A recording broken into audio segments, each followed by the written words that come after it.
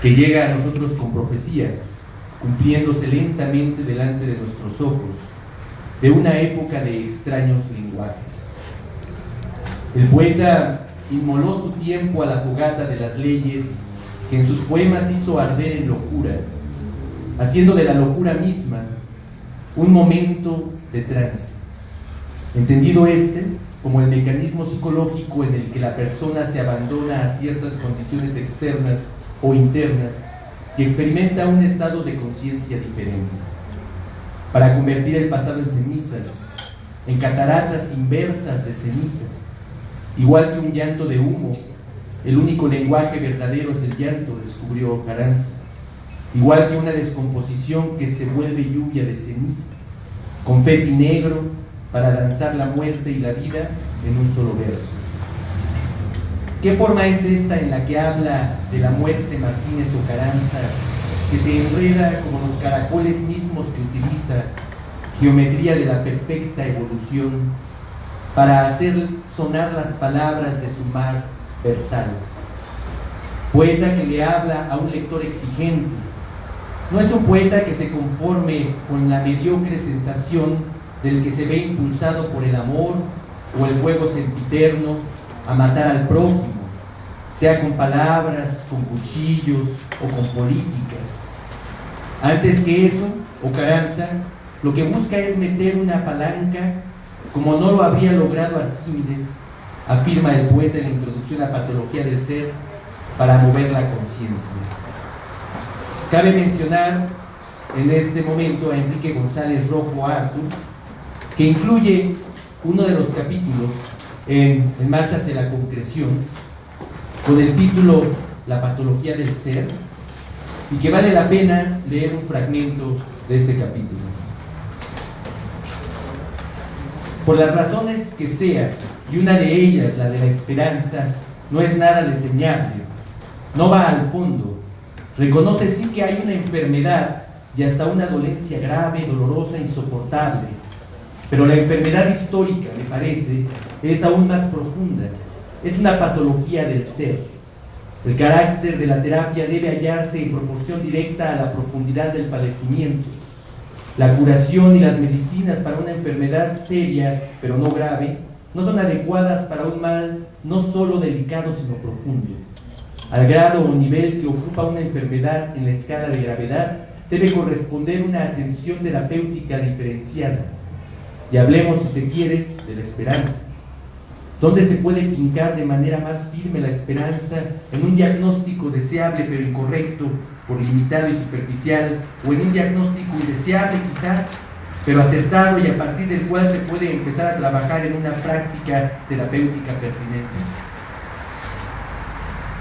Quizá el porqué de que sean pocos los académicos que se acerquen al hondo trabajo simbólico y sincrético de un investigador y poeta de las mitologías prehispánicas, grecolatinas, y condensador de más de una cultura en sus poemas, como lo es Carranza, prefieran el camino ya estudiado de la tradición europea en México, o la veda pura indigenista, o mejor prefieran los beats, es decir, prefieren los casos ya estudiados, y nadie se arriesga a errar los primeros pasos en el trabajo serio de una obra inaugural como lo es la de Carranza. Poesía que en su profética deja en claro que no se fundirán los ríos en uno, ni las fogatas en un solo sol, sino que las alabanzas, los salmos, los peces que van contra la corriente del tiempo, partirán la tierra en terrones de ceniza, todo arderá, porque para él queda claro que la lengua de los muertos fue muriendo poco a poco, hasta que el residuo se volvió germen para los vivos, cadáver lingüístico para un futuro lenguaje que florecerá en la boca de los futuros poetas. Por algo, ahora los poetas niños tratan de emular una juventud que se les muere como feto en las manos, que recién pare su canto, se marchita como una boca de pétalos plásticos. La destrucción es más profunda que eso, porque tal vez, como dice Ikram Antaki, y aquí me gustaría hacer una mención de su libro El Manual del Ciudadano Contemporáneo, y a donde hace una alusión a este tema. Hoy día, nada es más convencional que la provocación, Nada es más ortodoxo que la herejía. Nuestra época ha hecho entrar la revuelta en el diccionario de los prejuicios y las obligaciones. La revuelta se ha vuelto gregaria, plausible, su discurso es ley y estrategia de carrera, una pose romántica, habladora, espectacular, mediática. La revuelta ha engendrado un infantilismo que lleva a los individuos a considerarse sistemáticamente como víctimas. Porque el odio no puede convertirse en templo, ni en oficina, ni en ministerio. El odio es el verbo andante del que destruye su propia muerte como un monumento a la vida. Eje dialéctico este cantar trágico al dolor del hombre, el de Ocaranza. Y cito: yo soy mi Dios y el odio es mi profeta. Yo soy la sustancia de mi conciencia vengativa, escribe el Cuicapique, que se vuelve odio mismo al escribir, profeta, afirmación social de un mundo que integra a todos. Y la profecía es que este lenguaje enfermo del que estamos hechos está muriendo. Por eso él construye mitologías antes que versos, estructuras semióticas antes que poemas, composiciones cuánticas antes que telarañas, ejércitos de guiones derrotados por Heráclito antes que por Sócrates. La filosofía se hará poesía, dice el poeta, como también lo dijeron los filósofos, antes Heidegger, Wittgenstein. Y Ocaranza se preocupa en escribir como hubiera hablado Empédocles, para morir bajo un rayo en su túnica roja, antes que hablar como Jesús, usurpando la cruz estelar de la dialéctica cósmica. Por eso él no teme hablar de lo que se está pudriendo igual que se consuma una sociedad. Crítica de la reconstrucción de los mitos antes que remitificación. Y cito: y ser en el no ser del ser pateado por los dioses.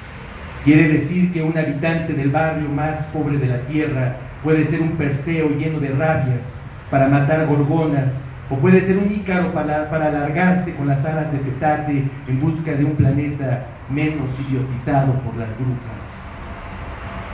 Es para Martínez Ocaranza la poesía, tal vez, el largo camino de la desenajenación del poeta en el mundo.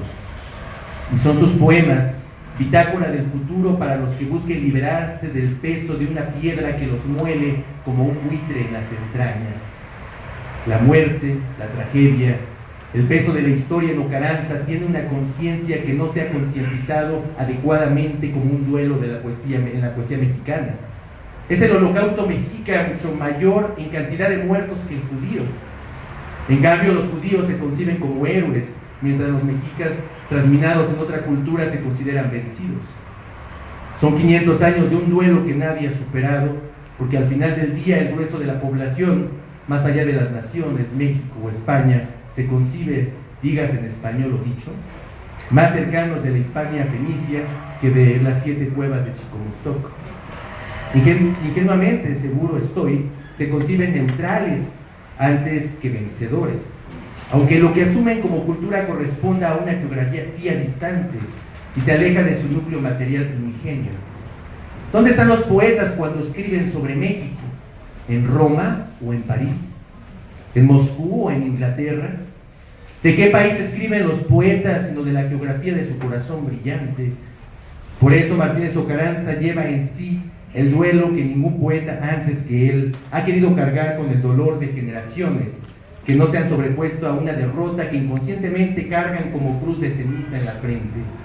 Antes se prefiere al poeta que se funde en su época que al poeta que se enfrenta a sus épocas. ¿Qué significa nación para alguien que vive bajo el pensamiento de un país? La tradición poética es y ha sido tallado bajo la efigie de un país, bajo la necesidad de conformar un espíritu mexicano común, postizo en la mayoría de sus casos, nacionalista católico, aunque coqueto, es López Velarde, folclórico, aunque impecable rococó, Gorostiza con su putilla tocando la puerta para sacar al poeta de su guarida y llevárselo a la Casa Negra. En fin, los poetas en México naturalmente se desarrollan en una cultura de vencedores, pero con un ánimo de vencidos, con la retórica de que conoce mucho, pero que anda por la vida sin conocer nada, con la tranquilidad de que los millones de muertos mexicas no fueron en su año y por tanto no son ni fueron su daño. Es la muerte lo que ha anunciado es la muerte lo que anunciado 8 años como uno de los lados del tablero de ajedrez, antes de la muerte misma, la que da preludio a un desenlace oscuro como mítico a Ramón Martínez Ocaranza. Y cito: cuando sonaron todos los caracoles de la tierra, porque la tierra será un macabro salmo de ceniza para que lo murmuren las estatuas de la última noche de la ceniza. Es la mitología de un hombre, como bien lo dice el mismo poeta. Mi poesía es, antes que todo y por encima de todo, mitológica. Martínez Ocaranza pertenece al no grupo de segunda mitad del siglo XX, que es una especie de tríada que conforman José Revueltas, Enrique González Rojo Artur y Ramón Martínez Ocaranza. Y que suene bien esta afirmación para los pararrayos celestes del Estado y la Academia. Enfoquen sus esfuerzos en conocer a este no grupo del cual se fincará la futura poesía, y no en lo que hegemónicamente, a decir de Gramsci, se ha pensado hasta ahora como México. Ramón Martínez Ocaranza transmigra al Estado que concibió él mismo como poeta antes de su partida en 1982, hace 30 años, cuando entregó el equipo de trabajo, su cuerpo. Pero no son cerca de 30 años los que separan la muerte de Baudelaire en 1867 y la de Lautréamont en 1870, del nacimiento de Breton en 1896. Y antes de eso no fueron ellos más que unos desarraigados del lenguaje y unos hombres de malos modales en la mesa del estilo. Ocaranza está en el estado nuevo de sus versos, en el corazón de una geografía que él no conocerá sino a través de cenizas, que él no sentirá sino en la ceniza de la ceniza, que él no tocará sino en la ceniza de los versos que broten de la geografía, a donde ahora crece como un salmo de ceniza su poema, Lógica, esa que un día nadie entendió, y ahora los que están naciendo en este instante leerán con la naturalidad con la que un niño insulta a su padre sin pedir perdón y sin pensar que es malo pisar la cara de quien le dio la vida. Pero hay de aquel padre que no sea capaz de engendrar a su propio parricida. He aquí la obra del poeta, que los poetas de hoy la destruyan con preguntas, con poéticas, pero jamás con silencio.